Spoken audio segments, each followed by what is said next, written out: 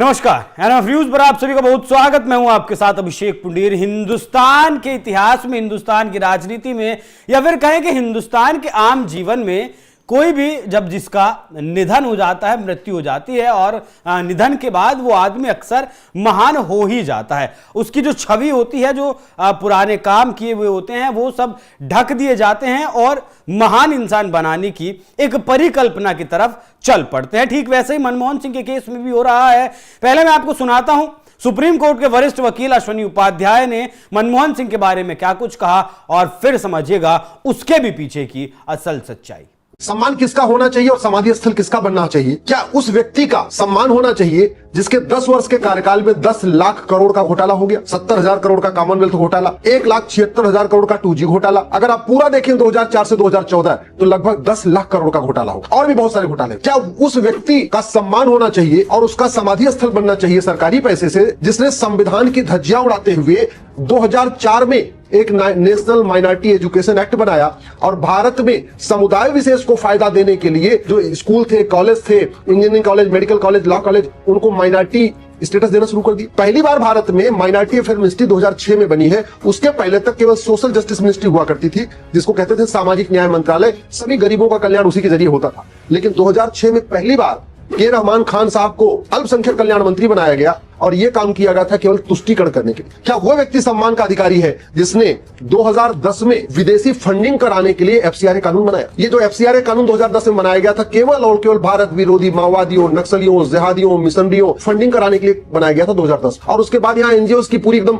भरमार हो गई। क्या उस व्यक्ति को सम्मान मिलना चाहिए जिसने 2012 में राइट टू एजुकेशन एक्ट को बदल के मदरसों को इस राइट टू एजुकेशन एक्ट के दायरे से बाहर निकाल दिया? जब राइट टू एजुकेशन एक्ट बना था तो मदरसे भी राइट टू एजुकेशन के दायरे में थे। 2012 में कानून में संशोधन किया गया। नतीजा यह है, मदरसे में कौन पढ़ा रहा है, मदरसे में क्या पढ़ाया जा रहा है, ये सरकारी अधिकारी जाके ऑडिट नहीं कर सकते। और किसके कहने पे किया गया था? जमीयत उलमा हिंद और पर्सनल लॉ बोर्ड के प्रधानमंत्री कौन? मनमोहन सिंह जी। क्या उनका सम्मान होना?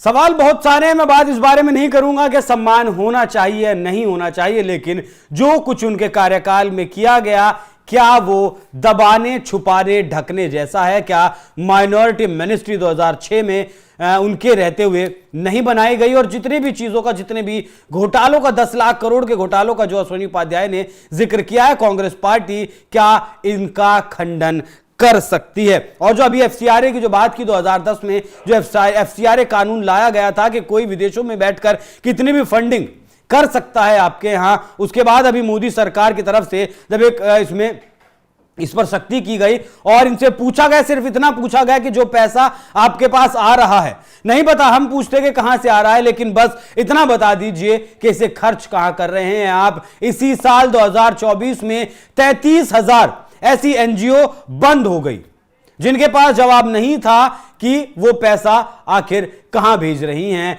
क्या वो देश विरोधी ताकतों के हाथ में इस पैसे को भेज रही थी?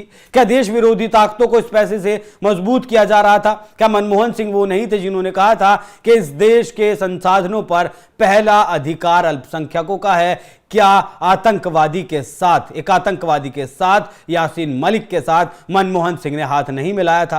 क्या यासीन मलिक के साथ मनमोहन सिंह गले नहीं मिले थे? अब ये सारे काम उन्होंने किए थे, करवाए गए थे, वो एक अलग मसला है, क्योंकि एक कमेटी उनके भी ऊपर बैठी थी जिसके अध्यक्ष सोनिया गांधी हुआ करती थी। लेकिन प्रधानमंत्री उस दौर में 2004 से 14 तक मनमोहन सिंह ही थे। अगर उस वक्त जो देश में अच्छे काम हुए उसका श्रेय अगर मनमोहन सिंह को जाता है, तो जो कुछ ये पूरा षड्यंत्र हिंदुओं के खिलाफ, मुस्लिमों की तुष्टीकरण के लिए रचा गया, इसका भी श्रेय मनमोहन सिंह को ही लेना होगा, मनमोहन सिंह को ही दिया जाएगा। तो कांग्रेस पार्टी अगर समाधि स्थल को लेकर इतना विवाद खड़ा नहीं करती, वो विवाद खड़ा नहीं करती कि निगम बोध घाट पर आज तक किसी पूर्व प्रधानमंत्री का अंतिम संस्कार नहीं किया गया है। हालांकि समाधि बनाने को लेकर जगह चिन्हित करने के काम तक सारे काम फिलहाल की केंद्र सरकार द्वारा कर लिए गए थे, लेकिन सिर्फ एक निगम बोध घाट को लेकर कांग्रेस पार्टी ने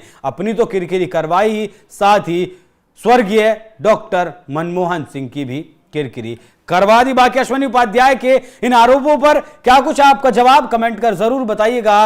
नमस्कार।